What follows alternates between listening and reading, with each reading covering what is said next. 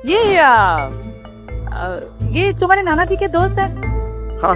दोस्त है तो नहीं चाहते ना कि तुम्हारे नाना जी 2 करोड़ का नुकसान उठाए? क्यों? इसलिए कह रहे हैं। लेकिन ये 2 करोड़ की भरपाई किए बिना जाएंगे नहीं यहाँ से। मैनेजर, पुलिस को कॉल किया है ना? खन्ना साहब, हम सच कह रहे हैं, हमने नहीं तोड़ा। ये इन्होंने पेंटिंग खराब की है, हमें माफ कर दीजिए और जाने दीजिए। पेंटिंग तो खराब हुई है और जिसने की है उसे सजा जरूर मिलेगी। तो देर किस बात की मिस्टर खन्ना, पुलिस के आने से पहले सजा की शुरुआत तो कर ही सकते हैं। सर, आपको जो भी सजा देनी है आप मुझे दीजिए, लेकिन मेरे परिवार को जाने दीजिए। बहादुर, जिसने पेंटिंग खराब की है उसे ले जाओ और उसकी अच्छे से खातिर करो।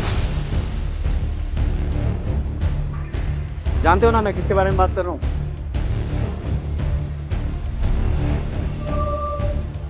और छोड़ो मुझे, क्या बदतमीज ये। जानते हो ना, विक्रम राठौर नाम है मेरा। जानता हूँ। और धर्म पाटिल कौन है? अपने बाप मान सिंह राठौर से जाकर पूछ लेना। आप मेरे नाना जी को कैसे जानते हैं? दरअसल आज मैं जो कुछ भी हूँ पापा की मेहरबानियों का ही नतीजा है। मैं कुछ समझा नहीं। एक जमाना था जब तुम्हारे नाना मेरे लिए काम करते थे, और आज ये होटल जो खड़ा है इसके लिए तुम्हारे नाना ने अपना खून पसीना बहाया। ये काम किया तो था पापा, तेरा दिमाग तो खराब हो गया है। ये किसी मजे कर रहा है ये।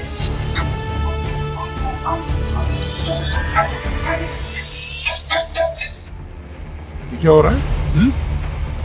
हाथ छोड़। पापा, मैं आपको अपना फैसला पहले ही बता चुकी हूँ।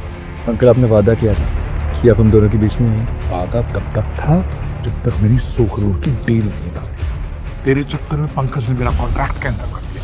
बस कीजिए पापा, अपनों का सौदा करना बंद कीजिए। शराब। ठीक है, अगर आप शालिनी को मुझसे 100 करोड़ की डील की वजह से दूर कर रहे हैं तो मैं आपसे वादा करता हूँ कि वो 100 करोड़ की डील मैं कुछ भी करके लेते हैं। करोड़ों की डील बच्चों का खेल नहीं है। यही रुक, मैं आया। ये पकड़, अब तू ही करेगा इस डील को। जिनकी बातों में मत आना, ये डील बहुत कॉम्प्लिकेटेड है। तो याद रख, जब तक ये डील पूरी नहीं हो जाती तुम दोनों एक दूसरे से मिलोगे नहीं। चल शालिनी। मैं इसके बिना कहीं नहीं जाऊंगी पापा। कहीं नहीं जाएगी। नहीं जाएगी तू। आज तक मैंने तेरी इज्जत देखी है, अब तू अपने बाप की इज्जत देख। चल यार। पापा छोड़िए मत। चल। रुक रुक, कहाँ जा रहा है? दादा, वो मुझे नायक साहब से मिलने का था। अपॉइंटमेंट है? दादा, अपॉइंटमेंट तो नहीं, लेकिन मेरे पास एक ऐसी डील है उसको पूरा करना मेरे लिए जिंदगी और मौत का सवाल है। प्लीज मुझे एक बार नायक साहब से मिलने दो ना। नायक साहब तुम जैसे सड़क छाप लोगों के साथ बिजनेस नहीं करते, समझ में आई बात? प्लीज प्लीज दादा। क्या दादा? चल निकल। अरे बोला निकल। क्या क्या हो रहा है? मैम, ये जबरदस्ती घुसे चले आ रहा है बिना अपॉइंटमेंट के। इन्हें अपॉइंटमेंट की जरूरत नहीं है, इनको मैंने बुलाया। आ जाए।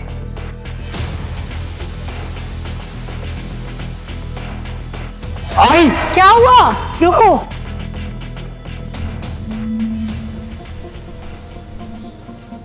क्या हुआ?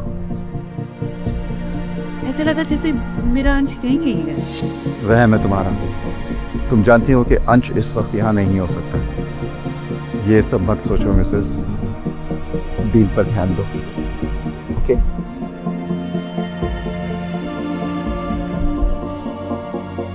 क्या हुआ? अब कुछ नहीं, आप चलें? चलो दिस वे। क्या मैं जान सकता हूँ एक अजनबी के ऊपर ये मेहरबानी की वजह क्या है? आप अजनबी नहीं हो इसलिए तो आपकी मदद की। मैं वही हूँ जिसकी गाड़ी पिछले हफ्ते खराब हो गई थी और आपने मेरी मदद की थी, मुंबई पुणे रोड। हाँ हाँ, याद आया। वो आपको एक ही बार देखा ना तो पहचान नहीं पाया। आप ठीक है ना? बिल्कुल ठीक। मैं तो आपको उसी दिन थैंक यू बोलना चाहती थी, लेकिन फिर आप चले गए। अच्छा, वैसे आप मिस्टर नायक से क्यों मिलना चाहते हैं? मैं किसी भी तरह नायक साहब तक की फाइल पहुंचाना चाहता हूँ।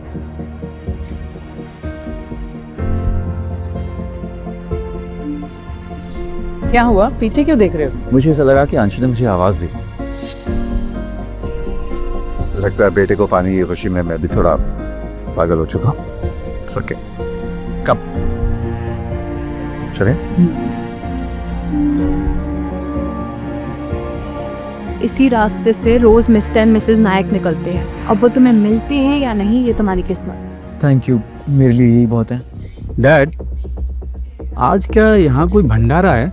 हाँ, क्योंकि ये भूखा गरीब यहाँ आया हुआ है। ये भिखारी हर जगह पहुँच जाता है। तो तू ही है जिसकी वजह से मेरे बेटे का रिश्ता टूटा। मैं यहाँ मिस्टर नायक से मिलने आया हूँ। मिस्टर नायक तुझे यहाँ चपरासी भी नहीं रखेंगे, समझा? मैं यहाँ उनसे नौकरी मांगने के लिए नहीं, उनके साथ एक डील करने के लिए आया। डील? मिस्टर नायक वो भी तेरे साथ डील करेंगे? तुझे पता है मिस्टर नायक बिना अपॉइंटमेंट के किससे मिलते भी नहीं है। ओ, अब समझा। इसे यहाँ तक लाने में तूने इसकी मदद की है। लगता है तुझे अपनी नौकरी कुछ खास प्यारी नहीं है। सिक्योरिटी! नहीं विक्रांत, प्लीज ऐसा मत करो, ये नौकरी मेरे लिए बहुत जरूरी है। तुम ना जो भी कहोगे मैं कुछ भी करने के लिए तैयार हूँ, प्लीज। कुछ भी? तुम्हें पता है ना, मेरी काफी दिनों से तुम पे नजर थी। ये नौकरी बचाने के लिए मुझे कर ही सकती हूँ। किसी की मजबूरी का फायदा उठाने का नतीजा यही होता है। तेरी हिम्मत कैसे है मुझ पर हाथ उठाने की? Security, security, security, security! किस बात की तनख्वाह लेते हो तुम? ऑफिस की एम्प्लॉई रास्ते चलते आदमी को लेकर ऑफिस के अंदर जा रही है और तुम लोग सो रहे हो।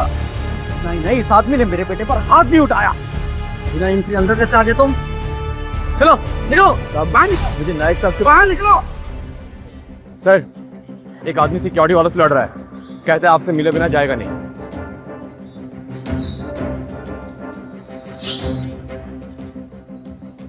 ठीक है, थैंक यू। कौन है? कुछ भी हो, किसी को भी पता नहीं चलना चाहिए यहाँ के अंश हमारा बेटा है, समझे? लेकिन हमारे सिक्योरिटी वाले हमारे बच्चे के साथ मारपीट कर रहे हैं। मैं अपने बच्चे को इस तकलीफ से गुजरते हुए नहीं देख सकती। प्लीज मिस्टर, कोई तो तरीका होगा ना हमारे बच्चे को इस तकलीफ से बचाने का। एक तरीका है। रुक क्यों गए तुम? इस आदमी को ऐसा सबक सिखाओ कि अपनी औकात ना भूले। क्या हो रहा है यहाँ पे?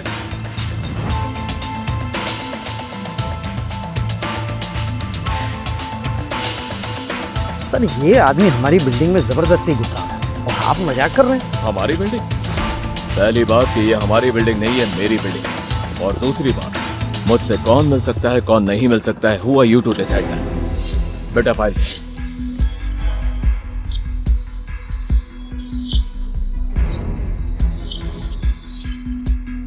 आप कौन?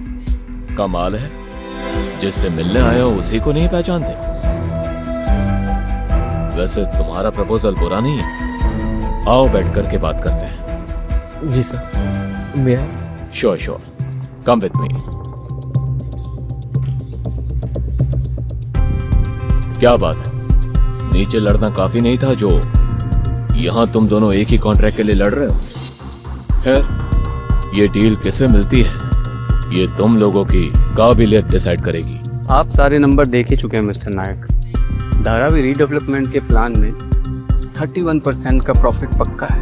सर, मुझे ये बड़े लोगों की तरह बिजनेस की भाषा तो नहीं आती। हाँ, लेकिन मैं इतना जानता हूँ कि मेरे प्लान के मुताबिक हमें 31% फ़ायदा तो होगा ही, लेकिन साथ में उन गरीबों का आशीर्वाद भी मिलेगा। हम उन गरीबों की ज़मीन के बदले उन्हें सिर्फ 2 खोली का मकान नहीं, हम धारावी के सभी राहवासी को मुफ्त इलाज और उनके बच्चों को और उनके बच्चों को मुफ्त स्कूल भी देंगे। सर, हमारे पास धारावी का नक्शा बदलने के साथ साथ उन गरीबों की ज़िंदगी बदलने का एक अच्छा मौका है। प्लीज़। मिस्टर नायक एक बिजनेसमैन है और कोई भी बिजनेस दान पुण्य से नहीं चलता। तुम्हारी जैसी सोच रखने वाले कभी बड़े बिजनेसमैन नहीं बन सकते।